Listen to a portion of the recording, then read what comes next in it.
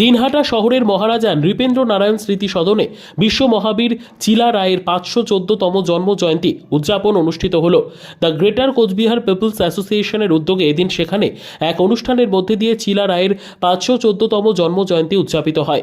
এদিন সেখানে উপস্থিত ছিলেন উত্তরবঙ্গ উন্নয়ন মন্ত্রী উদয়ন গুহ, সিতাইয়ের বিধায়ক জগদীশ বর্মা বসুনিয়া, দিনহাটা পৌরসভার chairman Gourishankar Maheshwari, vice chairman Sabir Saha Chowdhury, জেলা পরিষদের কর্মাধ্যক্ষ নূর আলম হোসেন, সংগঠনের পক্ষে প্রেমানন্দ দাস সহ অন্যান্যরা। বক্তব্য রাখতে গিয়ে উপস্থিত সকলেই রাজ্যের মুখ্যমন্ত্রী রাজবংশী সম্প্রদায়ের মানুষের জন্য যে উন্নয়ন করেছে তার খতিয়ান তুলে ধরেন এবং আগামী দিনে মমতা বন্দ্যোপাধ্যায়ের পাশে থাকার বার্তা দেন তারা। গ্রেটার কোচবিহার পিপলস অ্যাসোসিয়েশনের উদ্যোগে মহারাজা নৃপেন্দ্র নারায়ণ স্মৃতি সদনে বীর চিলা রায়ের প্রতি শ্রদ্ধা জানাতে যে অনুষ্ঠানের আয়োজন করা হয়েছে, আজকের এই অনুষ্ঠানে মঞ্চে উপস্থিত আছেন এই মুহূর্তে সিতাই বিধানসভা কেন্দ্রের মাননীয় বিধায়ক শ্রী জগদীশ বর্মা বসুনিয়া, উপস্থিত আছেন আমাদের কাছের লোক ঘনিষ্ঠ প্রেমানন্দ, উপস্থিত আছেন নূর আলম, বিশুধর। আমি আমার সামনে যারা এই সংগঠনের সাথে যুক্ত মা বোনেরা, ভাই বন্ধুগণ উপস্থিত আছেন, আমি তাদেরকে সবাইকে শুভেচ্ছা নমস্কার জানাই। এই কমিটির যারা উদ্যোক্তা, যারা আজকে আমাকে বা আমাদের এখানে আমন্ত্রণ জানিয়েছেন, তাদের আমি ধন্যবাদ এবং কৃতজ্ঞতা জানাই যে আজকে আমি এই প্রথম গ্রেটারের কোনো অনুষ্ঠানে আমন্ত্রিত হয়ে আপনাদের সামনে কথা বলবার সুযোগ পেলাম। আজকে প্রথমেই আমাদের পান সুপারি, পান গুয়া দিয়ে অভ্যর্থনা জানানো হলো। আসলে এই গুয়াটা আরও কয়েক বছর আগে পেলে পারে ওটা ভালো করে চিবিয়ে খেতে পারতাম, এখন দাঁতটা নড়ে গেছে বলে আর গুয়া খাওয়ার বয়স নাই, এটা আগে পাওয়া উচিত ছিল, তাহলে গুয়াও খেতাম এবং আপনাদের সাথে লড়াইও করতাম। বীর চিলা রায় তিনি রাজবংশের সন্তান, তিনি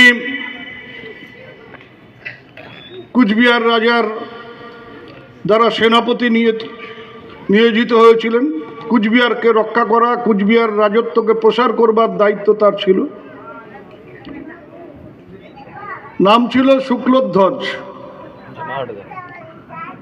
কিন্তু বাজ পাখির মতন শুধু বীর ছিলেন না, বাজ পাখির মতন ক্ষিপ্র ছিলেন।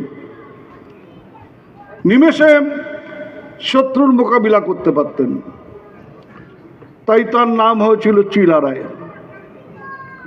সেই চিলা রায়ের প্রতি শ্রদ্ধা জানিয়ে আপনাদের সামনে দুই একটি কথা বলতে চাই। পরেশ যখন আমাদের এই গলায় গামছা দিয়ে অভ্যর্থনা জানানোর কথা বলতে গিয়ে বললেন যে এটা এই গামছা, হলুদ গামছা হচ্ছে বিশ্বাসের প্রতীক। গামছা হচ্ছে বিশ্বাসের প্রতীক, গামছা হচ্ছে অন্যকে সম্মান জানানোর প্রতীক।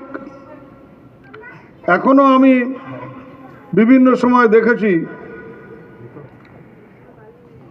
যে রাজবংশী সমাজে যখন মেয়ের বা ছেলের বিয়ে হয়, মেয়ের বাবা বা ছেলের বাবা, তার অভিভাবক নিমন্ত্রিতদের যখন খাওয়া দাওয়া হয় বা তাদের অভ্যর্থনা করেন, সব সময় সারা দিন ধরে তার গলায় গামছা ঝোলে, অর্থাৎ এই গামছা দিয়ে গলায় রেখে তিনি মানুষকে সম্মান প্রদর্শন করেন। কিন্তু আজকে দুঃখের সঙ্গে বলতে বাধ্য হচ্ছি, পরেশ যে কথা বলল বিশ্বাসের প্রতীক, কিন্তু এই গামছা নিয়ে যারা কারবার করেছেন কেউ কেউ বিশ্বাস ভঙ্গ করেছেন বলেই আজকে একটা অনুষ্ঠান যখন আসামে হচ্ছে তখন পরেশরা এই দিনাটার নৃপেন্দ্রনারায়ণ স্মৃতি সদনে আর একটা অনুষ্ঠান করছেন ওই বিশ্বাস ভঙ্গ যিনি করেছেন তার থেকে দূরে সরে এসে। আমি বোধহয় তো এটা সঠিক কথাই বললাম যে আপনাদের সেই বিশ্বাসটা ভঙ্গ হয়েছে। এই গামছা বিক্রি করে তিনি আজকে রাজপ্রাসাদ তৈরি করেছেন। এই গামছা বিক্রি করে তিনি নিজে রাজপ্রাসাদে বাস করছেন। আর রাজবংশী সমাজ তাদের যে আবাস যোজনার টাকা, যে টাকা 2018 সালে তার পাওয়ার কথা ছিল, কেন্দ্রের সরকার সেই টাকা আটকে দিয়েছে। পশ্চিমবাংলার রাজবংশী সমাজ সহ অন্যান্যরা তারা সেই টাকা পাচ্ছেন না। তাদের কারো কারো হয়তো দিনে রাতে ঘরে শুয়ে চাঁদের আলো তারা দেখতে পারেন, কারণ উপরে মাথার উপর যে টিনটে সেই টিনটা ফাটা বা ফুটো, সেটা দিয়ে তারা চাঁদ দেখতে পারেন। বর্ষাকালে সেই ফুটো দিয়ে জল পড়ে। আর গামছা যিনি কিনা তাদেরকে যে ওই যে জগদীশ বলছিল যে অনেক কিছুর থেকে তাদের বঞ্চিত করা হয়েছে, সেই বঞ্চনার মুখে দাঁড়িয়ে মাথা উঁচু করে মমতা বন্দ্যোপাধ্যায় লড়াই করবেন। রাজবংশী সমাজকে কি করে এগিয়ে নিয়ে যাওয়া যায় সেই দিকে তিনি নজর রাখছেন। তার জন্য তিনি ভাষা একাডেমি তৈরি করেছেন। তার জন্য তিনি নানা সুযোগ সুবিধে, একেবারে সীমিত আর্থিক ক্ষমতা। কেন্দ্রের সরকার যখন